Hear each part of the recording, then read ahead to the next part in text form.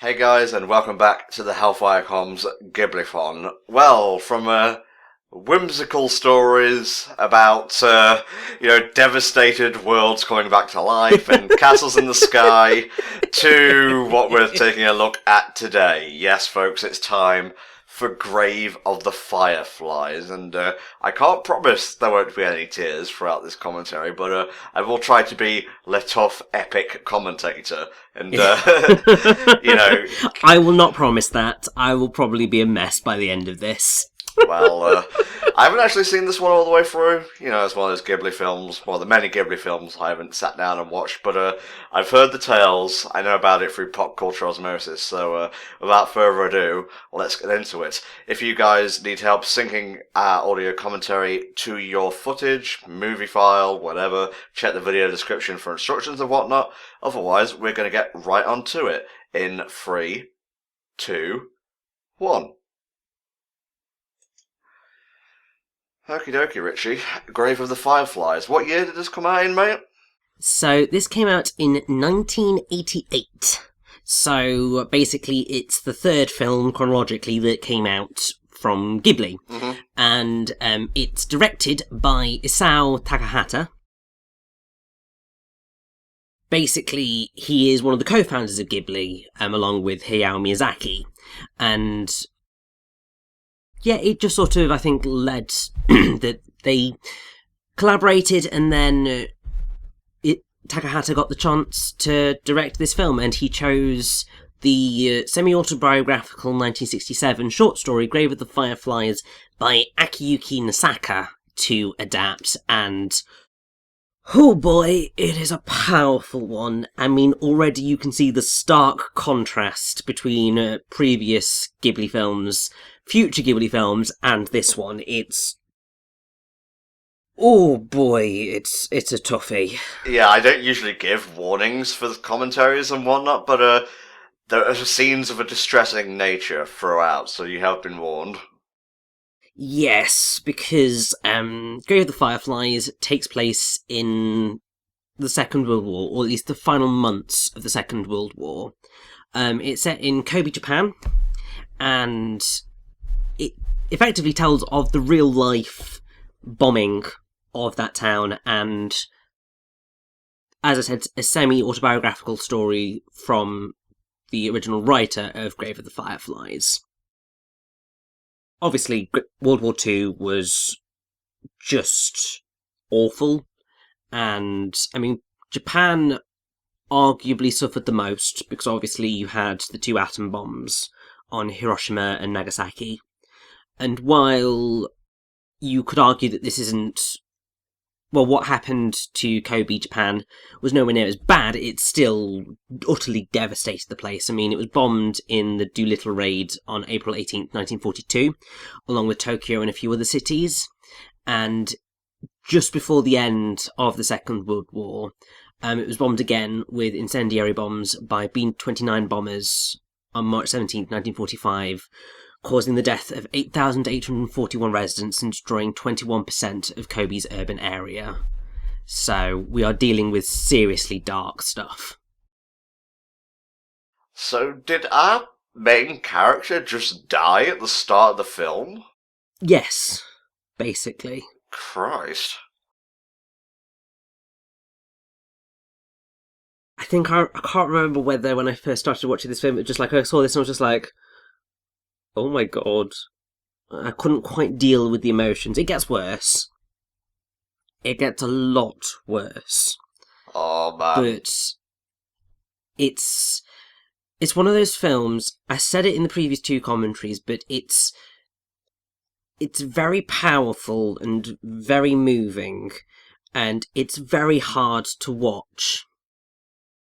Particularly because certain situations that you see now, because this obviously takes place at the end of these 2 characters' stories, and when you see the significance of everything that's occurring right now, it gets even harder.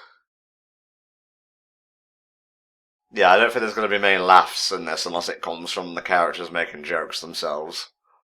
Yes, it's one of those films, like, there's certain times when you look at films and yet they're simply just not built to feature laughs. Like, there are times when you've got to take something quite seriously. Yeah. And I would say that Grave of the Fireflies is certainly one of them. I remember, because I used to run an anime club at my school, and we'd watch anime films and TV series, and I tried to get them to watch Grave of the Fireflies. Oh, how'd that go down? It was very difficult, and in the end I stopped them from watching it because they were just being really disrespectful to the film. Like, they were just taking the piss out of it, because there are some slightly funny bits, because you're dealing with two kids, but this is the type of film... No, you don't take the mickey out of this, because this is dealing with a very serious situation that really happened, and it's dealing just in general with really serious themes, and just there are certain films and stories that you don't mock in any form, and I would say this is one of them. I've got to say, I like the more realistic, like, colour tones compared to Nausicaa and Laputa so far. Oh, definitely. I mean, I think... So, Grave of the Fireflies author Akiyuki Nosaka said that many offers have been made to create a film version of Grave of the Fireflies, but Nosaka argued that it was impossible to create the barren, scorched earth that is meant to be the backdrop of the story. And he also argued, because obviously most of those offers were live action, and he said that contemporary children would not be able to convincingly play the characters. And so ultimately he expressed surprise when an animated version was offered, and after seeing the storyboards, Nosaka concluded that it was not possible for such a story to have been made in any method other than animation, and expressed particular surprise in how accurately the rice paddies and townscape were depicted. And I think part of the reason of how they achieved this sort of colour palette is that most of the illustration outlines in the film are in brown. It's a very small detail, because obviously in most animes, if you're looking at outlines of things, it's either in black, or it's in the colour of the item that is in use. Yeah. But here it's brown, and whenever black was used, it was only used when absolutely necessary. And the colour coordinator... Yeah. The colour coordinator for the film, Michio Yasuda, said this was done to give the film a softer feel, and said that until that point it had never been used in an anime before, and it was done on a challenge, because brown is more difficult to use than black, because it doesn't contrast as well as black. But I think it's really very effective. It's a really nice looking film so far, yeah. So I don't mean to boil down your points to, like, rudimentary level, like, anime or animation analysis. Yeah. That's just, I'm a very surface level kind of guy, what can I say? It's totally fair, and I mean, to be fair, that is ultimately where we tend to differ, not in terms of what we think about things, but just I always like going into the nitty-gritty and the technical aspects, just because that's how I've grown up, and I'm a very academic thinker in a way, and that's just the way these things work. But yeah, this is what incendiary bombs do to a place. It's awful.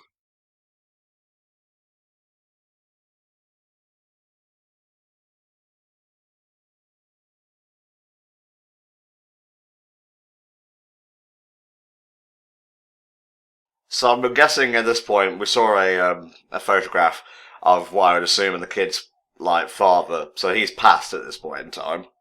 At this point in time, their father is at war. He is participating in World War II. I believe that he is he's a captain in the Imperial Japanese Navy. Right. So at the minute, Setsuko and Seita. So Seita is the young boy. Setsuko is his younger sister. They believe that their father is still alive, and at this point in time in the story, he may very well be.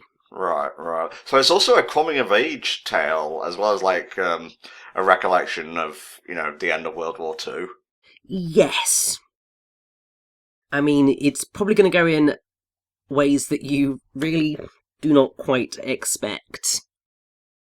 Because it's. So, a lot of people say and describe the film as being an anti-war film. Something that I would say it's correct because I the wouldn't way call it the film anti-war. represents. It's more realistic depictions of war than straight out Yeah, anti-war. yeah, but because it shows very graphic, awful images of how awful war is, it gives the impression of saying war is bad, which it is. Yeah. Um, Calling it an anti-war film has been denied by Takahata because he sees it more as a film about two siblings and their relationships. Yeah, very much so. Their relationship. That is the heart of the film. I mean, in his own words, the film is not at all an anti-war anime and contains absolutely no such message because it intended to convey an image of the brother and sister living a failed life due to isolation from society and to invoke sympathy, particularly in people in their teens and 20s. So we've discussed like the meaning of the film and what it's about. Yes. Let's talk now about the voice talent used in the film. Do you have like Yes. the cast list up? I do. I'm not sure whether this one is entirely fully correct, because as with a lot of the early Ghibli films, there's two dubs. But this one is a little bit more confusing, I would say, because there's one from 1993, which I'm assuming is what this is, but there's also one from 2012. So it could be either of those. The original English dub is... So Seita, who's the boy, is voiced by J. Robert Spencer. Setsuko, the little girl, is voiced by Rhoda Crosity or something. Their mother is voiced by Veronica Taylor, the lovely Veronica Taylor. And their aunt, who we will go on to meet, is voiced by Amy Jones. In the 2012 dub, Seita is voiced by Adam Gibbs. Setsuko is voiced by Emily Neves. The mother is voiced by Shelley Colleen Black, and their aunt is voiced by Marcy Banner. So, we'll probably be able to better tell which dub this is as soon as we hear the voice of the mother. But, yes, it's one of those things where I'm just like, I don't really know which one we are listening to right now. Well, I mean, the mother was speaking earlier, but she may have been caught up in this mess, so maybe we won't see her again. We'll see.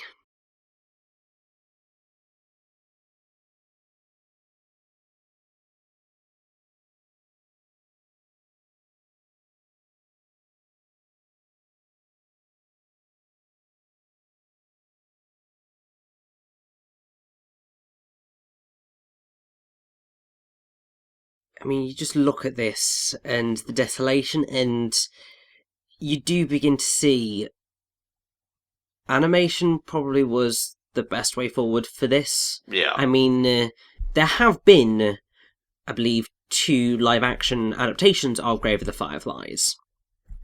But there's just something about the way the animation does it that you can see the absolute horror and devastation.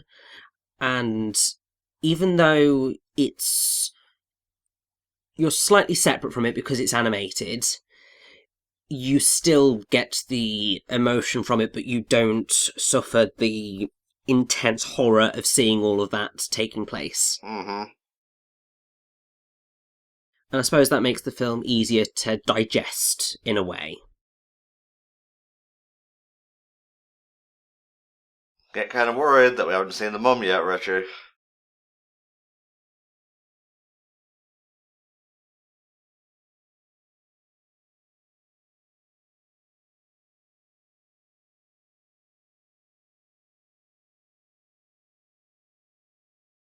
I guess public buildings like that must do in a pinch. I think one of the things that is particularly beautiful about this film is the relationship between Seita and Setsuko, because it is just very well done, because it is a brother and his younger sister, and all of the love and frustration that goes with that.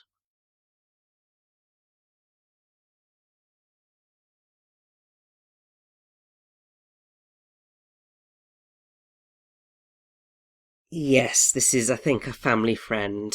Might be the aunt.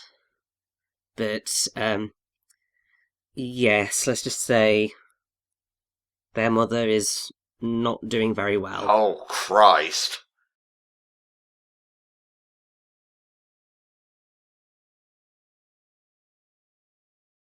Yeah, she's really not doing very well, let's put it that way.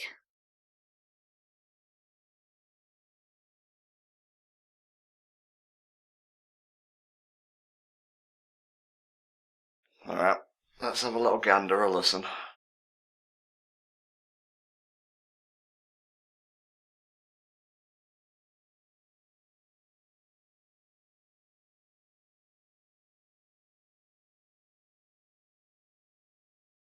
I don't think it actually matters at this point, Rich. I don't think it does, no, because, as you can see, she is so badly injured that there's very little chance that their mother is going to survive at this point.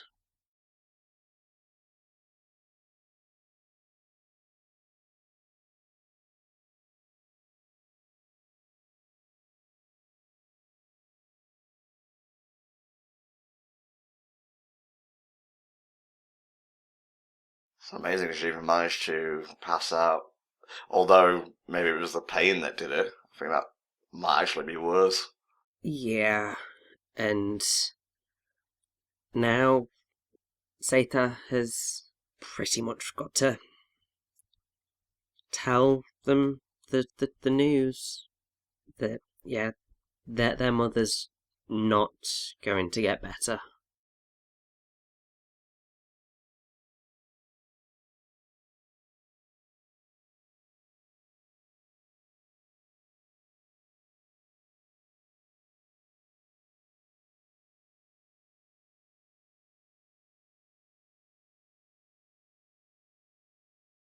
I have to say, like, I don't really remember my first time watching Grave of the Fireflies. I know that I cried, because I am an absolute wuss when it comes to films. Well, I mean, given the subject material, I think. Oh yeah, I mean, it's not pass. surprising.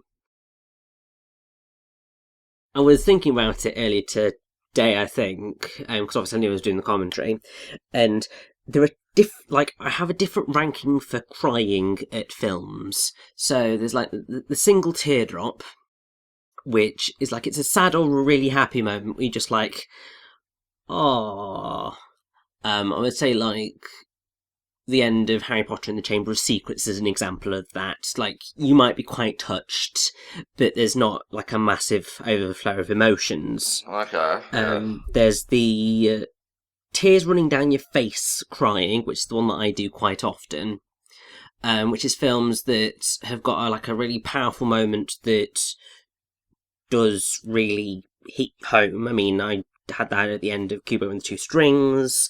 I had that at the end, like a specific moment in How to Train Your Dragon 2, sort of the big climactic moment in Wreck-It Ralph, that sort of stuff, where it just sort of gets you right there in the heart. And then there's the ugly crying films.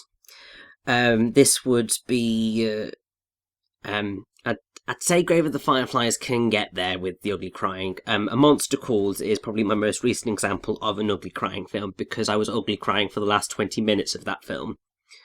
It's the same with About Time. Also, for me, the end of Toy Story 3. I remember ugly crying at the end of that one, just because I was exactly the right age.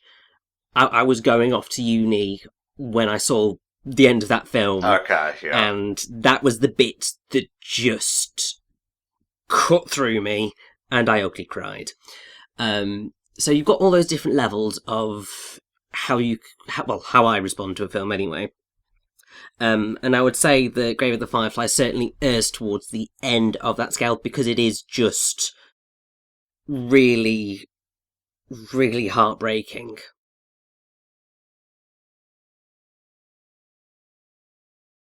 It's bits like this where you just like, the tears start to potentially well up. I mean, I'm already feeling a little bit emotionally distressed.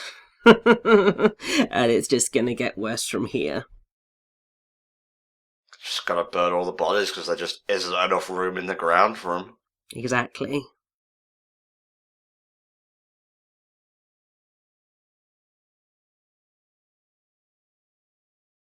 And he just has to be the man of the family and take it. All that on his shoulders at a young age.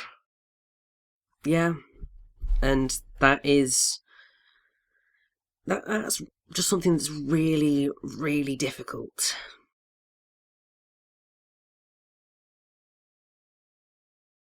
Seita is a 9th grader, which I hear that age range, and I'm just like, I have no idea what that means, because obviously I'm not American.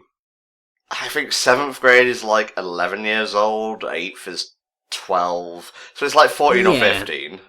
Yeah, it sounds about right.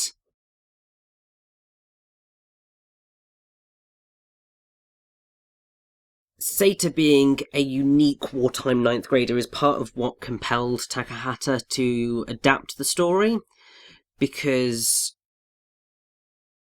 previously believed that boys always developed the will to live, but what Seita ultimately does is he withdraws into himself, and at least in the time of wartime, that was peculiar, because I think during the war, you were kind of taught, you buck up, you get on with things. But Seita's feelings are better understood by the children of 1987, because they base decisions on whether or not they are pleasant, rather than the belief that you just need to endure it. And Takahata argued that it's not only the children, I think the times are becoming that way as well, and that is why he liked the idea of adapting the story to a film.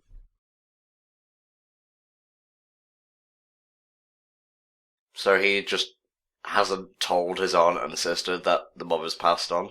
Effectively, at this point.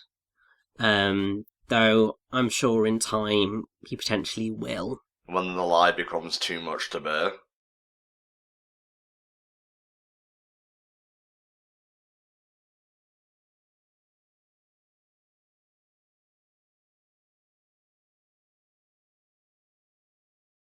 She sure likes collecting things.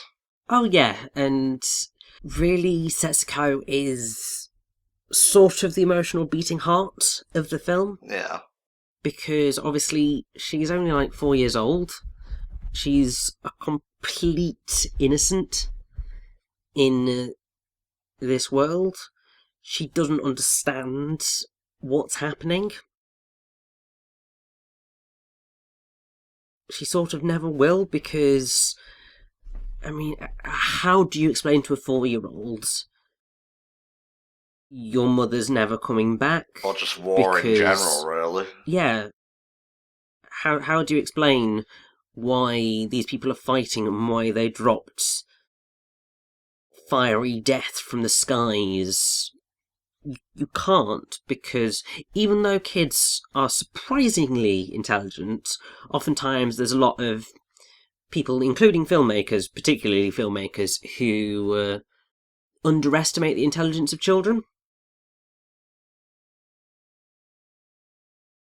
Because, I mean, that's why you end up with certain children's animated films that are just really bottom of the barrel stuff. and you can't watch them unless you're that age, because at that age you can you don't necessarily always see how ridiculous it is, but kids can tell when something is good, and they do understand stuff, but understanding the concept of war and why it happens, that's much more complex, and yeah, that's too difficult a concept to properly get your head around. And I mean, to be fair, even as you get older, the concept of war is a bit ridiculous. It's very irrational, to want to just murder the other side, because they might have stuff to trade and whatnot. Exactly. It's like, I get disagreeing with people, I get vehemently disagreeing with people, but why that should lead to, I'm going to try and invade your country, or I'm going to send planes over to bomb the hell out of you, that's a leap of logic that even now I don't get in my own head.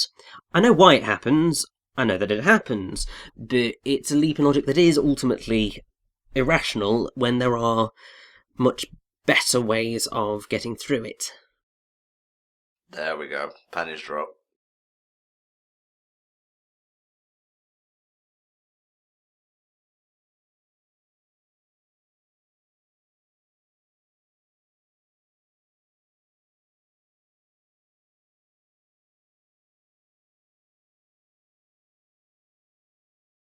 Very matter of fact, this aunt.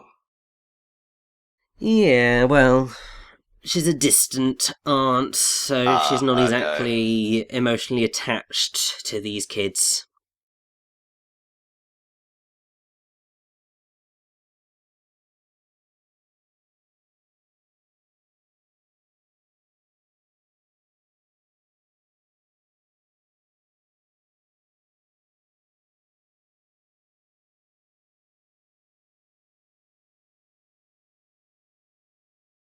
I have to say, I do really like this scene, because even though it's, well, particularly the bathtub, it seems odd to us, because in Western culture we're very,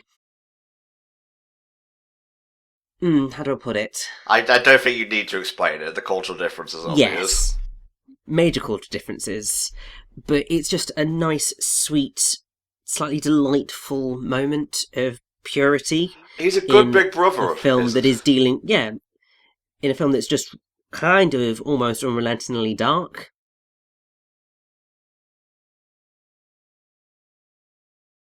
Yeah, it's part of the reason why, Setsuko is so much a beating heart of this film, because she's so innocent, and she is the source of so many of these just pure, beautiful moments that just makes all of the tragedy in the film so much more poignant. Oh, is there a more aesthetic insect than a firefly? I don't think so.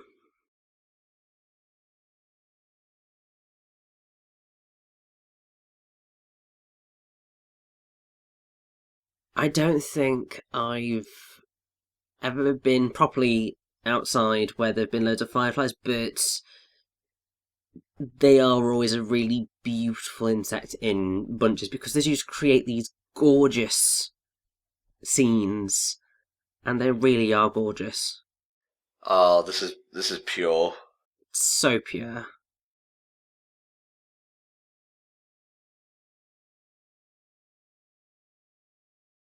To be fair, this is me whenever someone gives me a treat.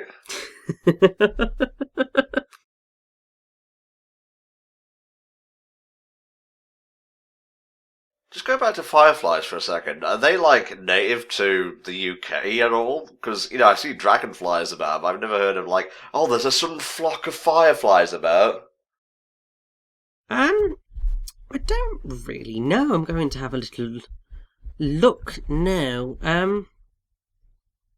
So they are found in temperate and tropical climates, so not the wouldn't UK. be unreasonable for them to turn up in the UK, because we are in a relatively temperate climate. Okay, I was thinking more of the tropical thing. That didn't make sense.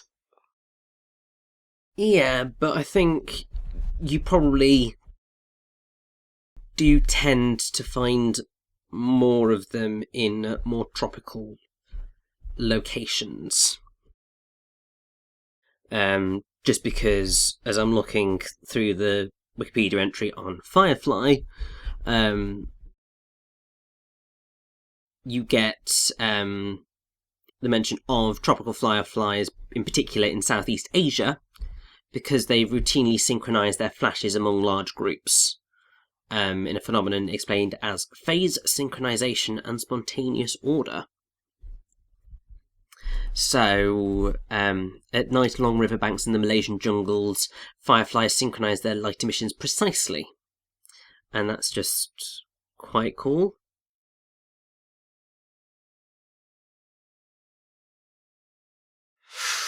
Ooh, I don't like the sound of that. Yeah, I think that pretty much puts the nail in the coffin, wouldn't you say? Very apt choice of words, Rich.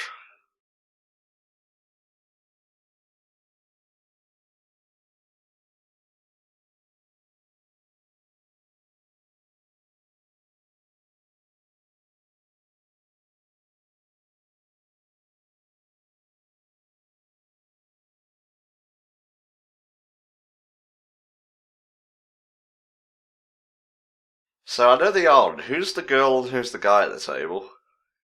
So, I don't know who the voices are, but obviously it's the uncle and the cousin, Okay. basically. Though I don't know their names, and I don't know their voice actors, because they're not here on the Wikipedia entry, which is a bit of an arsehole move. Wikipedia, get your facts right, please. That's fine, mate, don't worry. Gonna see if IMDb's got a better list for me.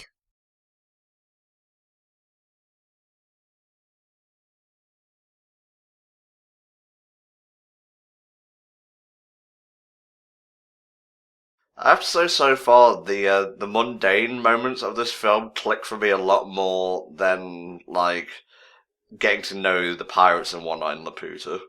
Oh, definitely, and I think it's because Grave of the Fireflies sets itself up as a much more realistic film. Yeah. The mundane is something that you just connect with because you see your own life reflected back at you in a way.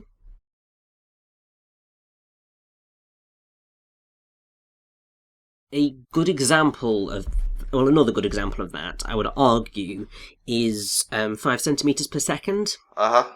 Which is a beautiful film, very artsy, like, seriously. It's a very slow film with a very weird structure, but I do really love it. And it was written and directed by Makoto Shinkai. And basically, I think one of the things that he's really well known for is his detail in, like, surprisingly mundane things.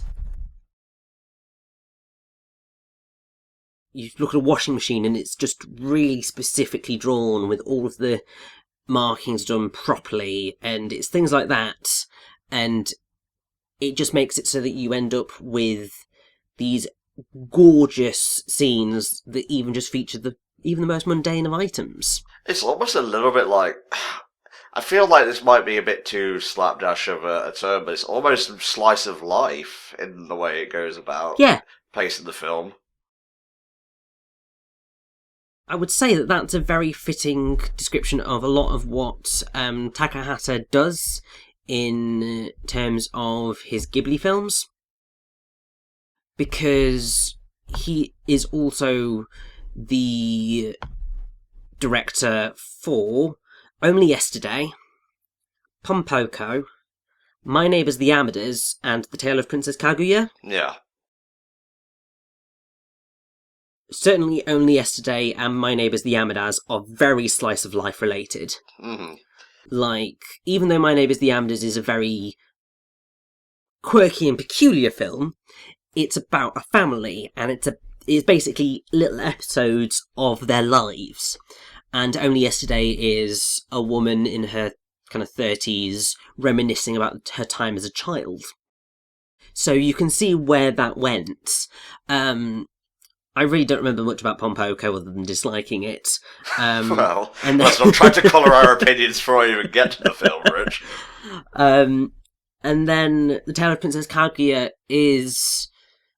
Obviously, it's a fairy tale, but even then, it's got little moments of slice-of-life elements. Although I would say that's probably one of the less slice-of-life films that Takahata has done, because it is so heavily based on the folktale of Princess Kaguya.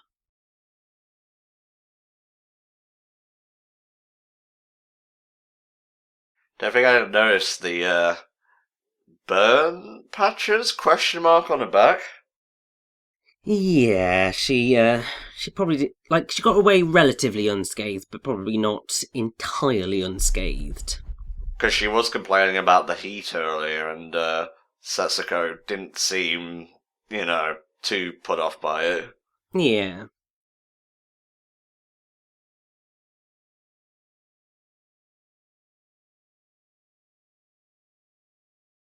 Now, I believe that was the voice of the mother, so I'm inclined to believe this is the 2012 dub of the film. Just because that didn't sound like Veronica Taylor. No, it didn't. She has a very distinctive voice.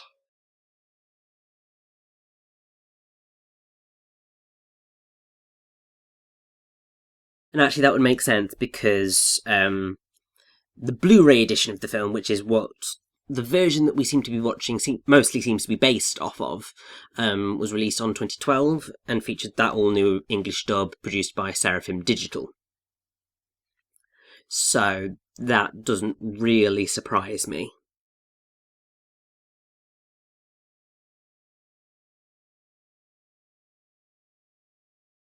Well, that's just a little sibling being a little sibling, really. It is, yes.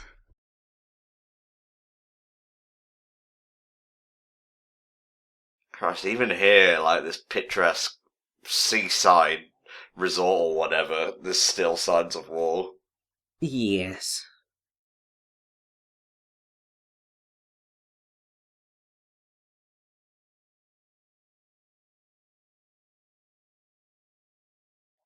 What's a toe of rice? I get it's a measurement, but like, how much is a toe? I'm trying to find out how you measure rice. Well, just put like toe measurement in Google. I don't know that I was looking at it the wrong type of thing. Okay, so I think it's a Japanese unit of measurement. Mm-hmm. Which isn't there. That's annoying. For God's sake, Wikipedia, give me the information I need. It's fine, it's fine. Oh, a toe is tensho, which is approximately 18.04 litres of stuff. So that's quite a lot of rice.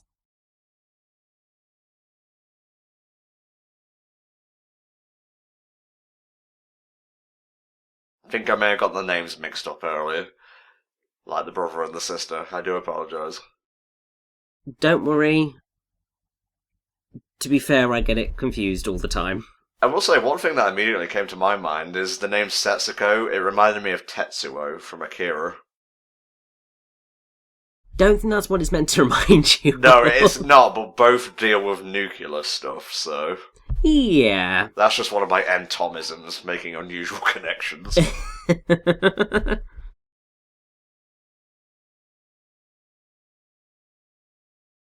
Well, I mean, funnily enough, so Go for the Fireflies came out April 1988. Akira came out July 1988. So they did come out relatively close together, all things considered. Ooh, making rice cakes down there. Don't you mean Don't you dare. jelly donuts, Tom? Oh.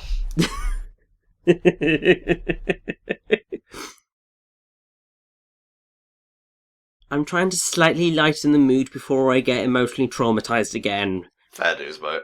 Just gonna have to deal with it.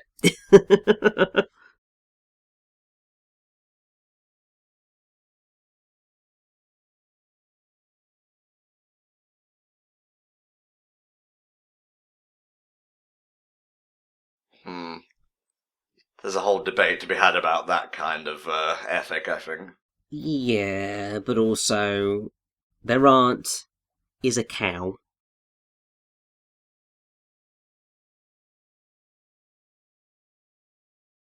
Although, to be fair, she is right in saying he should bring stuff into the household.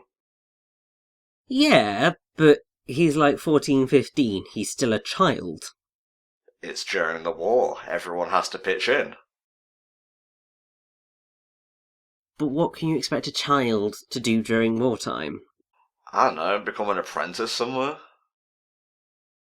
But, like, you don't generally... Well, you're not generally allowed to become an apprentice until you're like 16. Oh, good point, very good point.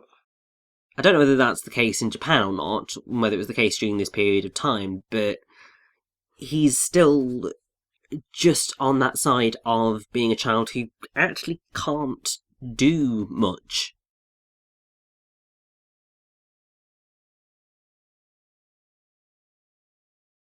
So have they left this particular home now? Basically, they've decided to most likely get away. Because really, would you want to stay with a woman who is being sort of slightly abusive to you? Well, she gave them house room and fed them. It's just, unless they were pitching in, it wasn't the good stuff, so... Yeah.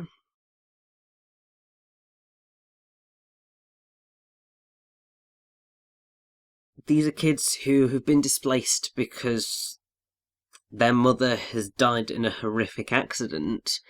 And, like, seriously, even though they're not outwardly grieving, internally, well, Setsuko doesn't even know. But Seita certainly inside will be really struggling, I would say. Because obviously he's having to deal with the death of his mother, but at the same time having to be strong for Setsuko, and even on someone many years older than Seita, that is an emotional weight that is very difficult to bear. So on his shoulders, that's going to be particularly difficult. And to have an aunt who's basically convincing you to sell the only possessions you have left from your mother for rice, and then not giving you any of that rice. Oh, okay. Yeah, that makes sense. You kind of can totally understand why someone would resent being forced to look after two kids that aren't hers, and that she really has no connection to. But if you look at, obviously in the UK, how you had all the kids evacuated to country homes and places away from the war, and even though there are obviously stories of awful things that happened to those kids, there are families that actually really did look after them. And obviously those were people who weren't necessarily relatives, but still they were willing to look after kids. And if you look at any foster homes or adoptive parents, they're looking after kids that aren't their own, but they're doing it because they care. So they haven't moved on from this house? Not yet, but I can tell you now they're definitely going to at some point soon, because yeah, as rations become smaller, their aunt is not going to be pleasant. Just can't afford to. Exactly.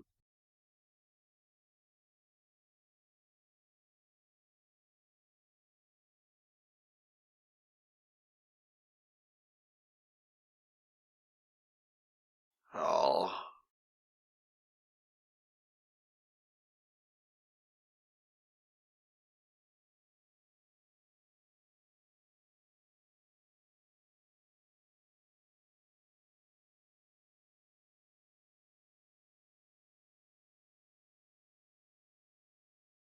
There's always one stuck at the bottom of a can or a bottle. Oh, 3. Oh my god, even more. And a bit. 3 and a bit. You can buy that tin, by the way. I'm pretty sure it's like official merchandise with the candy and everything. Wouldn't surprise me, although, to be honest, I wouldn't necessarily go and purchase it considering The connotations and the context. the connotations of the film and what is going to occur with that tin. I hope he's pitching in and doing the washing up and whatnot. Oh yeah, it's good.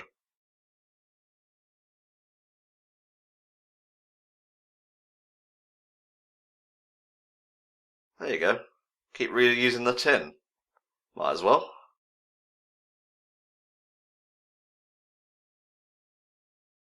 Oh, she just wants to help. It's so cute! I do really like how these two are written. It is just really well done. Oh, is he making like some kind of fruit juice out of this? Sort of, yes. Because obviously, if you have all that just sort of syrup that'll be in the can, then you flush around with water, and then it'll give the water some taste. Oh, he's giving up his share. Beautiful. Well, of course.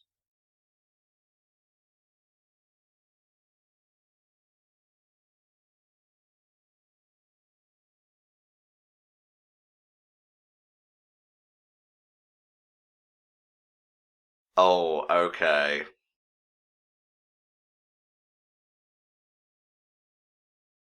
I can kind of see where the art is coming from, I'm not gonna lie. I do get that, but then also, once again, kids. Yeah. Like, there are certain kids who are brought up to do the washing up, to do all of that stuff, and others that just aren't. And they should learn, but then there's a way of asking them to do it. You don't just go, "Why haven't you done the washing up?" Because that's not going to get anybody to do anything. Well. I'll say no more. I'll say no more.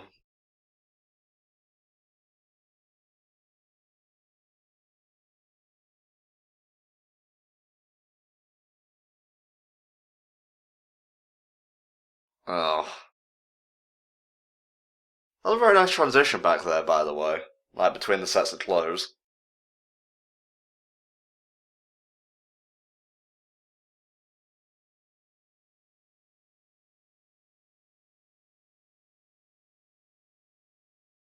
Now, pretty much, they've decided to leave because obviously their aunt doesn't want them there.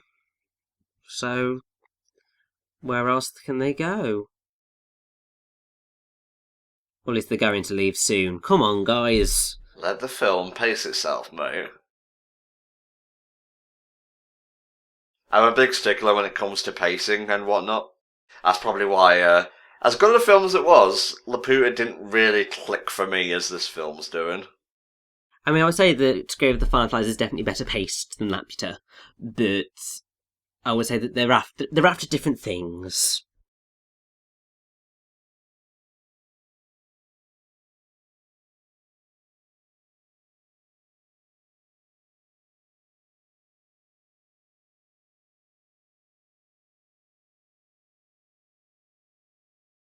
Might as well, you know, seems fully self-sufficient and whatnot, or at the very least has funds to work with until it's all depleted, so just make a makeshift home in the shower.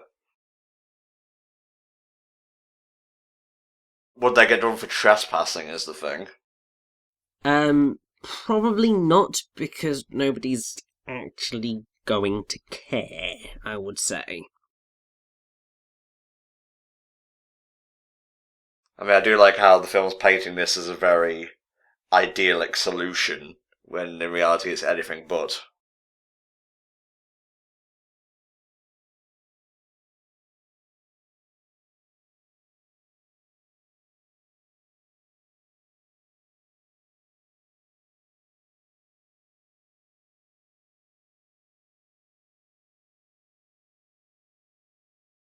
I like that little hesitation. I mean, you'd hope she'd hesitate.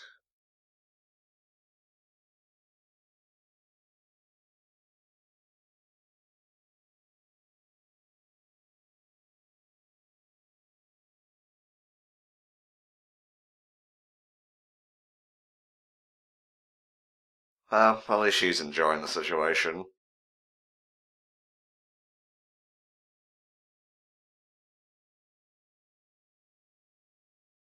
At that age, it's just sort of a big adventure Yeah, it really is, yeah. that's just full of excitement. But you don't necessarily understand exactly what is gonna occur. I mean, it helps that they've still got funds from their mother's bank account. Oh, but when that runs out, it's going to stop seeming like a mansion and more like a hovel. Yeah.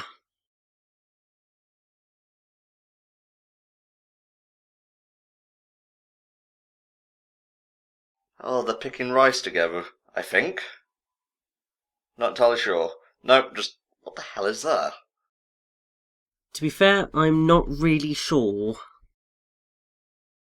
But it's adorable either way.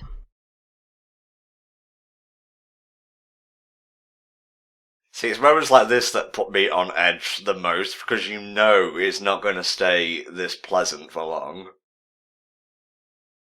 Yeah, it's not. I mean, we're getting up to towards the last half hour of the film, roughly, Yeah. and yeah. I've got to say, the film's flown, honestly. Like, for all its, Oh yeah. slow moments, it's been, pretty enjoyable to watch. I haven't really been keeping an eye on the clock or anything. Well, definitely. I mean, it's a surprisingly short film. It's only 89 minutes long, which is kind of your typical animated feature length, really. Yeah. But I think that definitely works to the film's benefit, because rather than you being sort of bludgeoned over the head with everything and it just keep going, it gets to the point and it gives you just enough time to understand Seita and Setsuko's situation and get to really love them as characters before everything's gonna come crashing down around them.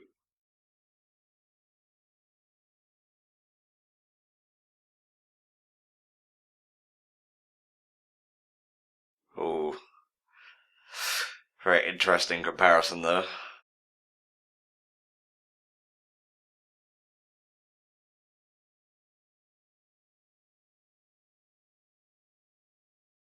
Now, so at this point in the film, you probably led to wonder, why are they itching so much? Is it because of the insects? Or is it because of something else? Well, I think they were getting bitten by mosquitoes during the night because they didn't have a net. Mostly. But that's certainly not going to help them out in the long run.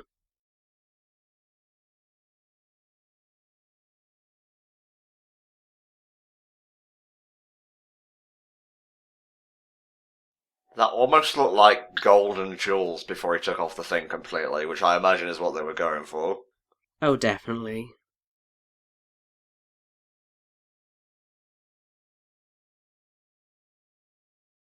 And just isn't that beautiful? Just sitting by the light of the fireflies and going to sleep. It's like having the night sky, but inside.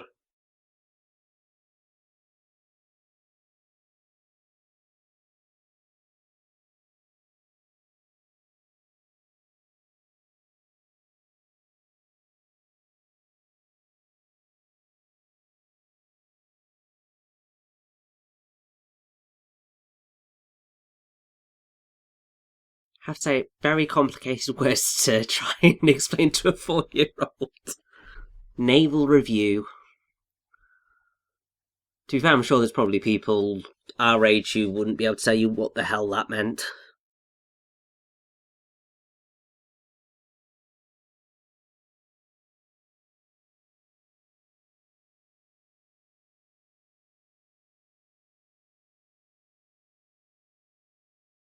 I heard that whistling in the background. Okay, it's just fireworks. Oh. Just fireworks. Because obviously this was a celebration of the naval forces, and those are always quite spectacular.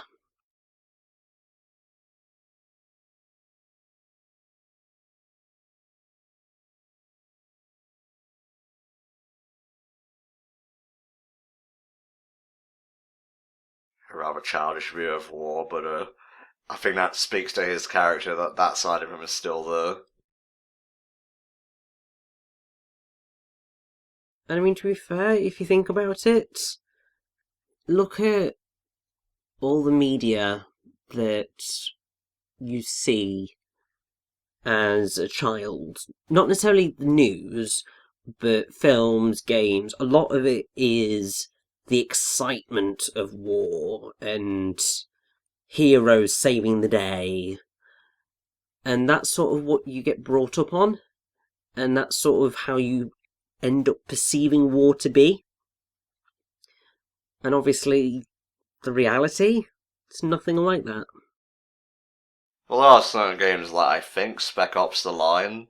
Oh, That's, yes. put that into question, but yeah, it's mostly glorifying it. I'm not here to say, oh, you shouldn't play violent video games, because Lord God, no. knows I've enjoyed a bunch of them. But that's just what it is. It's escapism for the most part, unless you're playing like Exactly. Call of Duty and whatnot. Exactly. That's absolutely fine. But obviously, you have got to understand that that just isn't reality.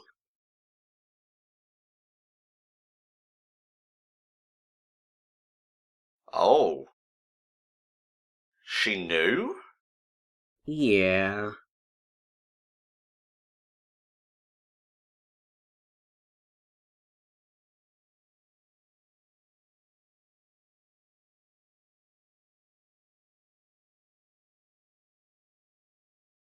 I'd have to say, what an awful way to tell a child that their mother's dead. And it's probably best that they parted ways then.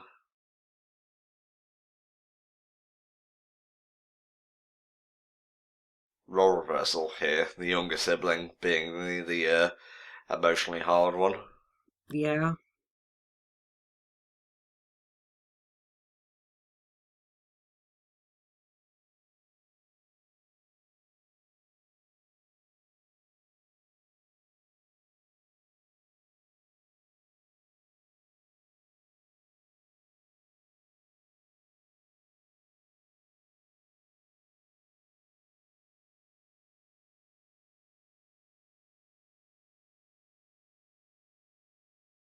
And I have to tell you now, I am already gone. The tears are there. Damn it, Rich. I'm sorry, I can't help it. It's gonna get worse, I tell you now.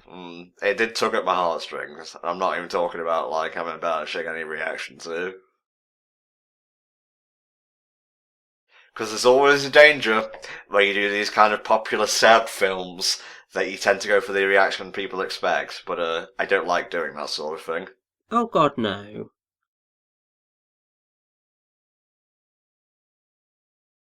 I mean, I haven't tended to watch many like reactions to sad things, but I think you do tend to see people kind of try to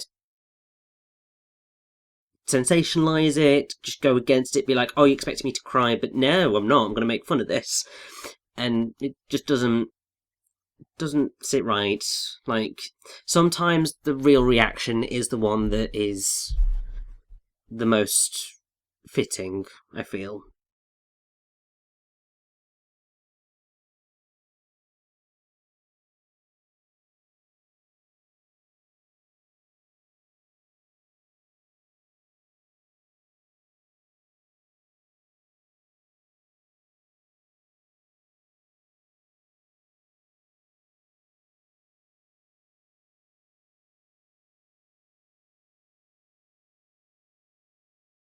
Getting near to that point of the wall, then. Yeah, and the terrifying is that this is so close to the end of World War II. Mm-hmm. Like, so insanely close. Because it finished in September of 1945. So it was only a few months, and yeah.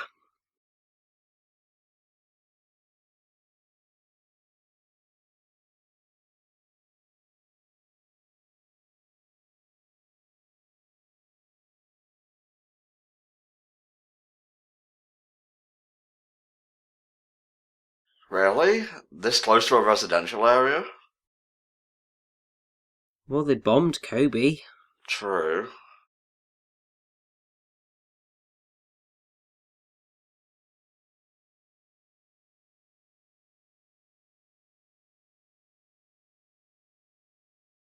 Well, if the needs must, I suppose.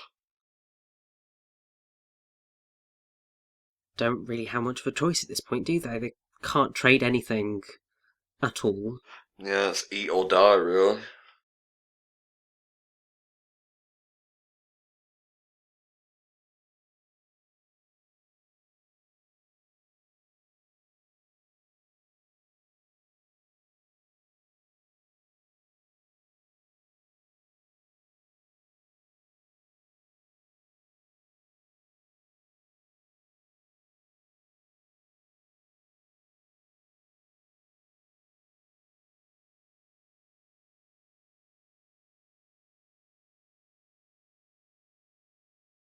What was that all about? I believe he thought that guy was gonna kind of turn them in for being potentially unattended minors, or Right. realizing that they've nixed the food. I don't quite know, but something along those lines, I would have thought. Didn't seem like too bad of a guy. I mean, he probably knew what was happening, but just shrugged it off. Pretty much, yes.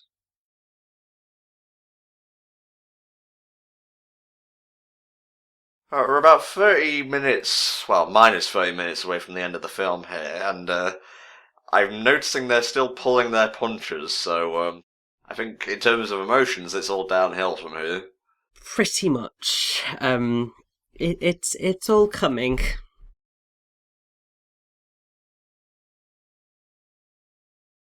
Oh my god. As you can see.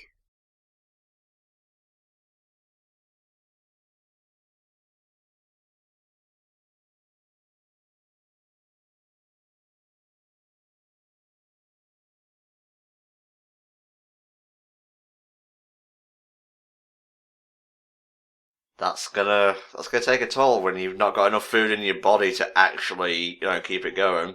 Yes.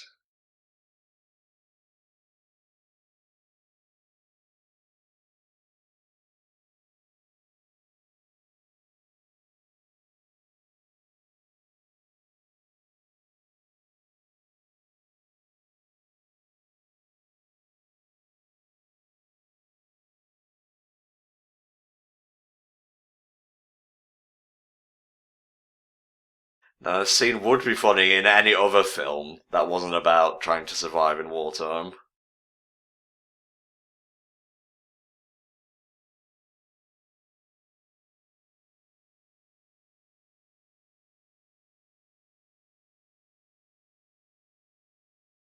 At this point, his one final chance to protect Setsuko is pretty much disappearing.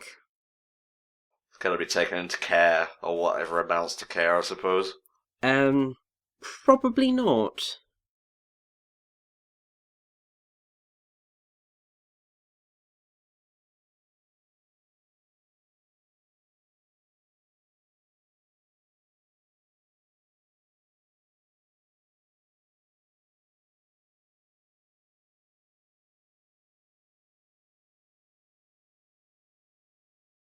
And all I can say is thank God that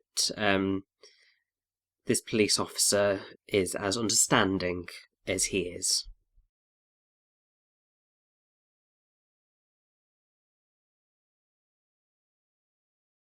I mean, the farmer was well within his rights to, at least scare him off, because, Yes. he was stealing food, but a Yes. beating? Not sure. There comes a point where, yes, defend your property, defend your land, but do not commit assault in order to do that, because that's not going to put you in any good stead.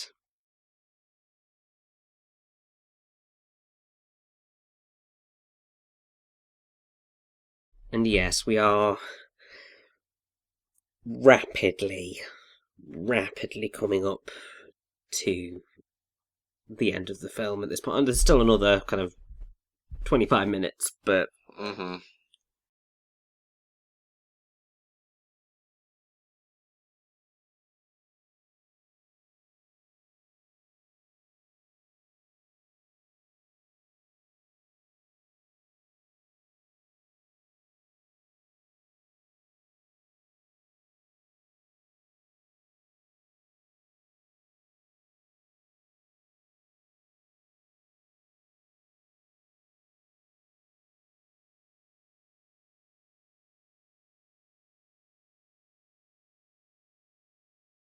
I doubt there's any food waiting for them when they get back home. No.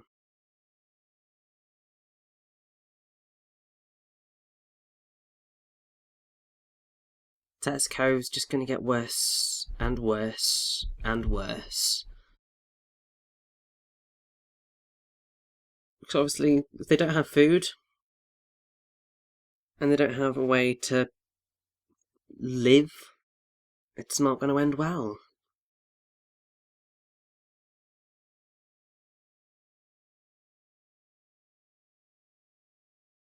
Wow, is he actually stealing stuff while everyone's in the showers? Yeah, well, yeah. I mean, this is what he's had to resort to. He doesn't have any other option. It's a shitty thing to do, but I can see where he's coming from.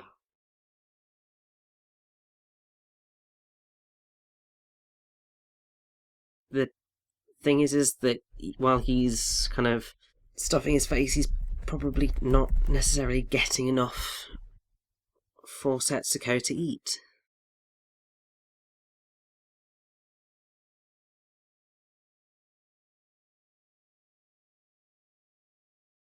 And actually, it's something. So Akiyuki Nasaka, who obviously wrote the story and lived it, basically, Christ.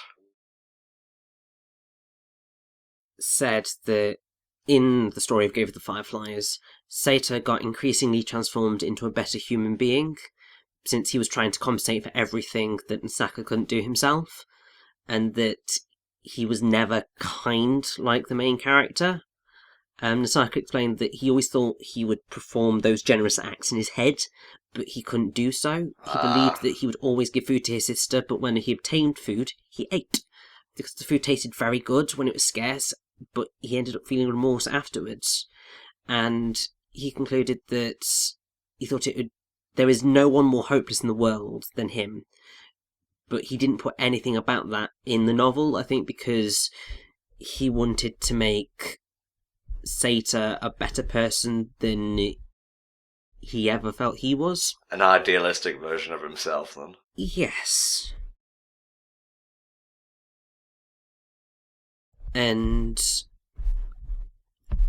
I think that is really sad. There's a little bit twisted. I mean, obviously, he's lucky to have survived. But it's a difficult thing to have to go through, especially considering where his story went.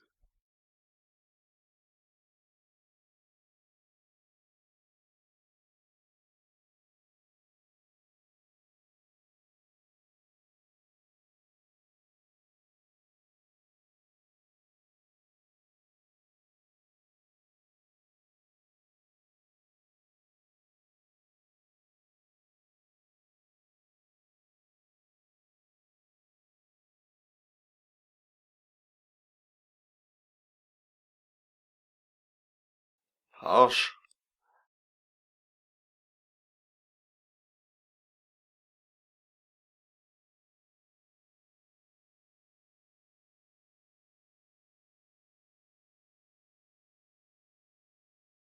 And this is why you don't really leave a 4-year-old without any support.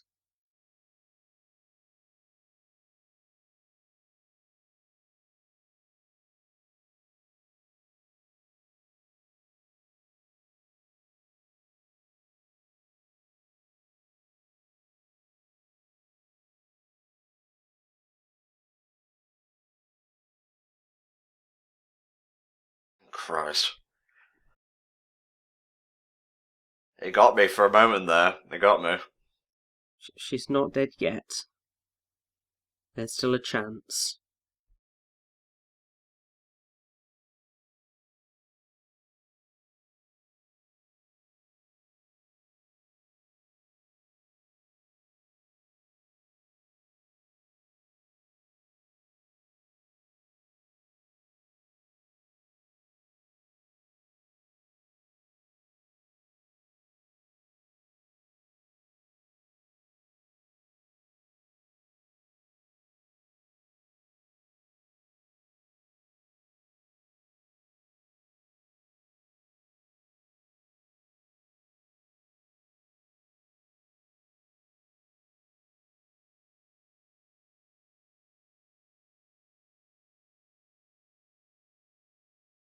But where's he going to get food?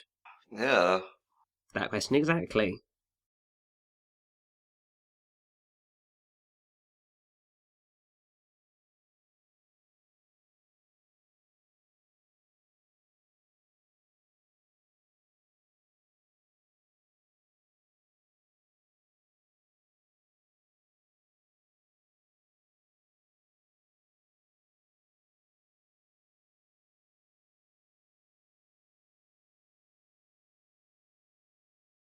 Christ, you know it's bad when you have to get scraps off an ice block.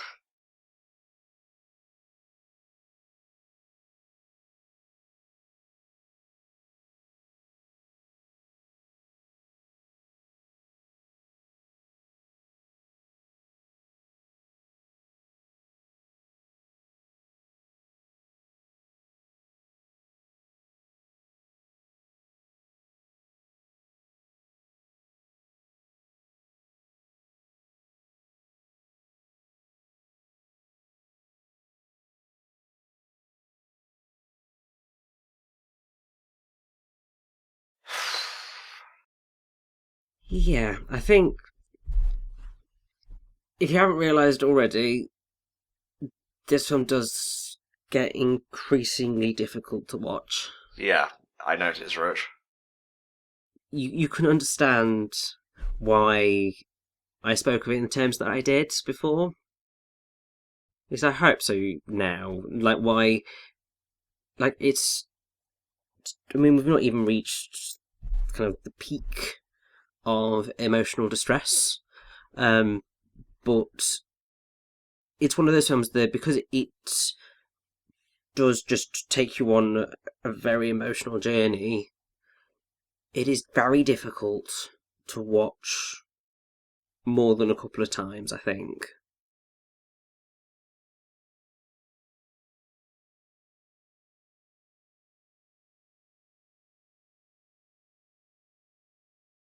It is commonly described as, one of the best and most powerful war films.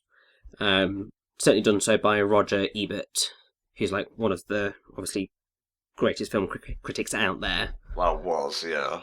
Yes.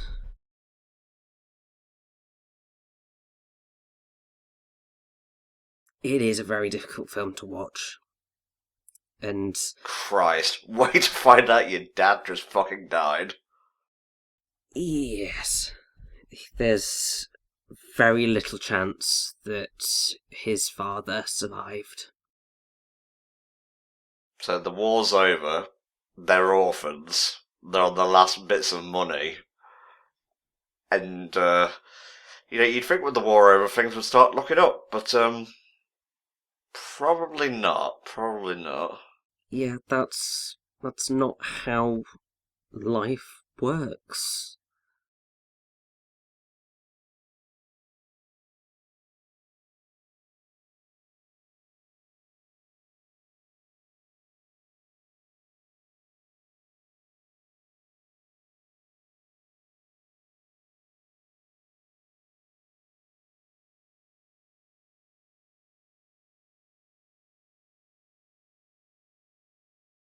I have to say, how would you even begin to process that? Kind of a trick question, I wouldn't. Just couldn't. Yeah, I will point out that Akiyuki Nasaka's real life experience are definitely different to Grave of the Fireflies in that he had a few sisters, one of whom died as a result of a sickness, and his adoptive father died during the firebombing proper, not necessarily his mother, though I don't think she was around. But his younger adoptive sister Keiko is the inspiration for Setsuko, and you can see why.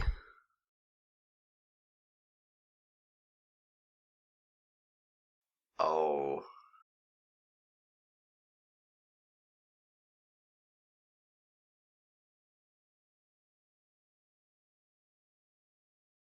Don't think you can tell the difference anymore.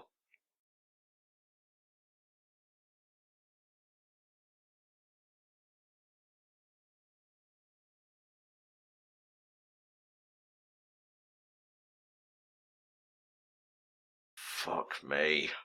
Yep.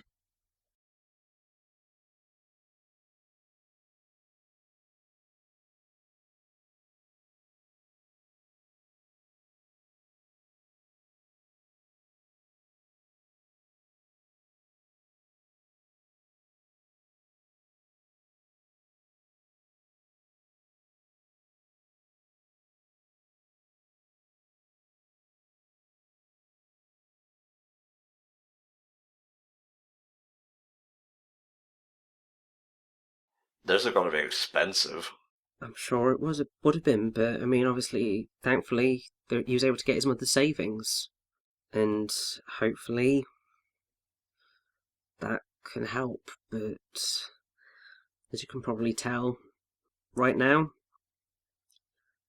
it may very well be too late.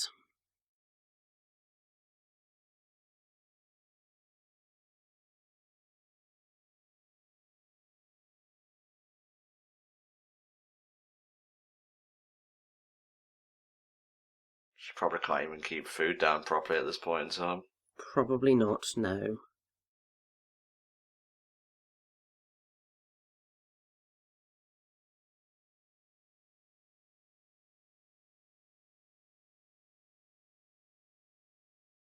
Still lucid enough to thank her brother for bringing her food.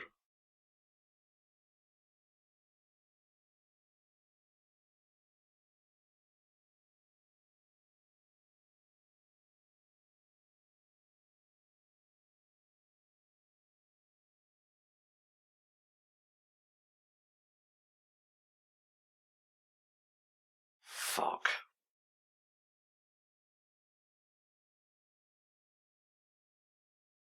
Thought it was lingering on that shot too long. Too good to be true.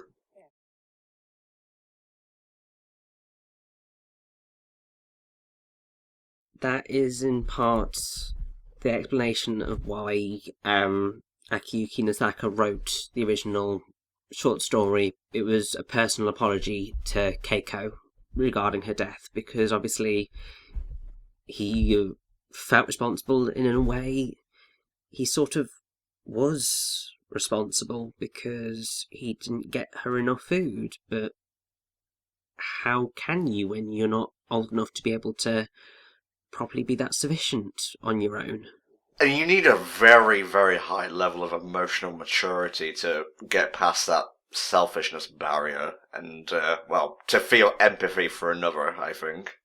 Exactly. And even when it's your younger sister, sometimes the survival urge will just kick in, and there's not much you can do to fight against that.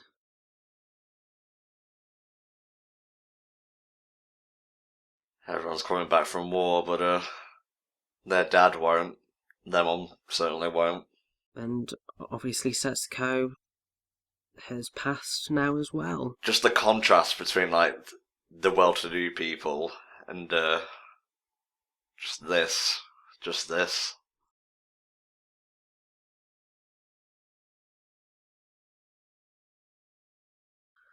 Whew. Getting a bit much for you, Rich. Well, yes, I have already certainly shed numerous tears. I told you I probably would.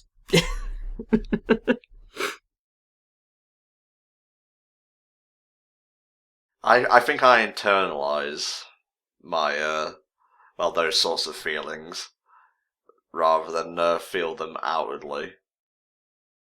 Yeah, I mean, I'd say that for a very long time I was very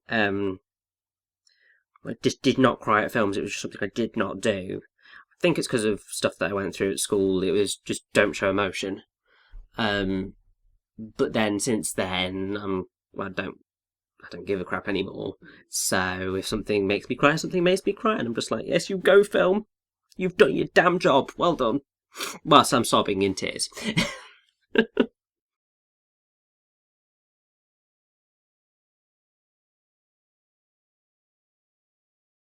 Just putting the knife in the gut and twisting it at this point in time. Yeah.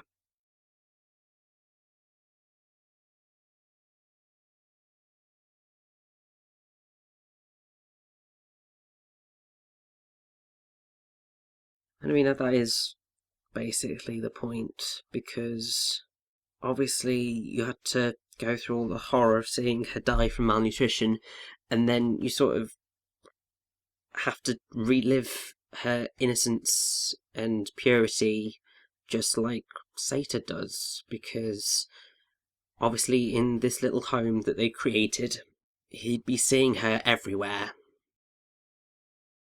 I think that's what gets me. It wasn't the bombs that killed her.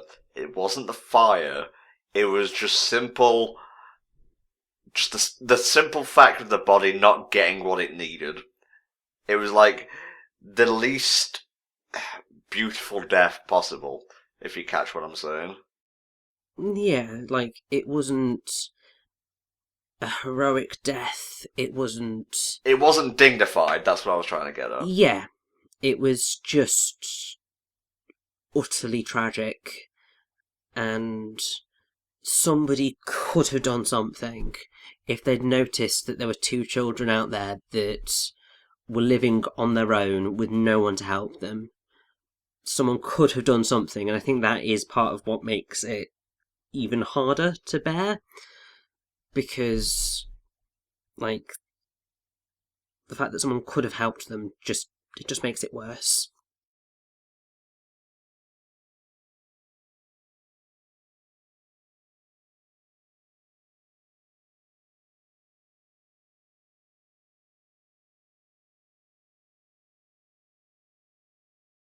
I will say the music in the movie has been extremely on point.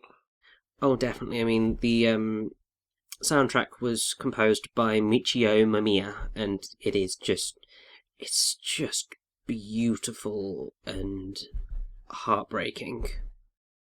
What other Ghibli films did he compose for? I don't know because the piece, well, the account that their Wikipedia page for Michio Mamiya doesn't seem to exist, which is really irritating. I'm sure it's something that I will end up seeing in future films in the Ghiblithon where we just go, "Oh, it's Mamiya." But until then, I don't think I'm going to be able to tell you that. He stayed there all day until the fires died.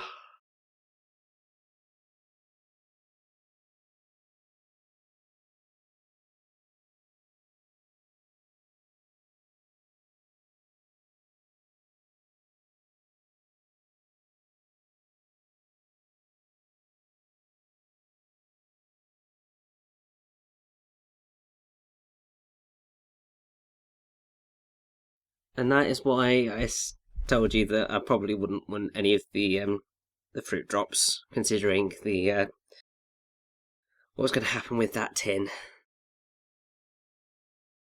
Because by the end, it contains some of Setsuko's ashes, and it's his last sort of reminder of her after she passes away.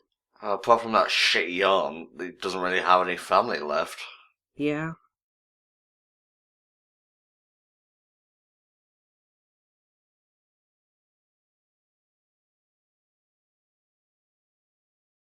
And obviously we know exactly where his story ends, because he ends up at Sanomiya Station a few weeks later, and he passes away. And their ghosts look on to the modern day Kobe, and that is how the beautiful Grave of the Fireflies ends. A+. That kept me captivated throughout. I loved the how the relationship of the brother and sister were portrayed. Oh, definitely. The visuals were perfect. The slower moments helped bring the film up rather than bring it down, like it did in Laputa. Like I said, great film. Middle lets it down. Music is fantastic. I didn't shed any tears, but it certainly got me old heartstrings pluckering. So, yeah, the first A+ of the Ghiblithon. There is a grade above that, an S, and I think there's only one movie that will get that. That goes above and beyond what Grave of the Fireflies did. And don't forget, this is not in terms of objective quality. This is in terms of personal enjoyment. So, A+, A+. Yeah, I think I'd probably give Grave of the Fireflies an A+ as well, because it's just so beautiful and heartbreaking. I do dearly love it. It's such a beautiful film, and it's one I would recommend anybody watch. It's hard to watch, but it's certainly worth it. Well, from one extreme to the other, please come back tomorrow where we'll be taking a look at My Neighbor Totoro. See you then.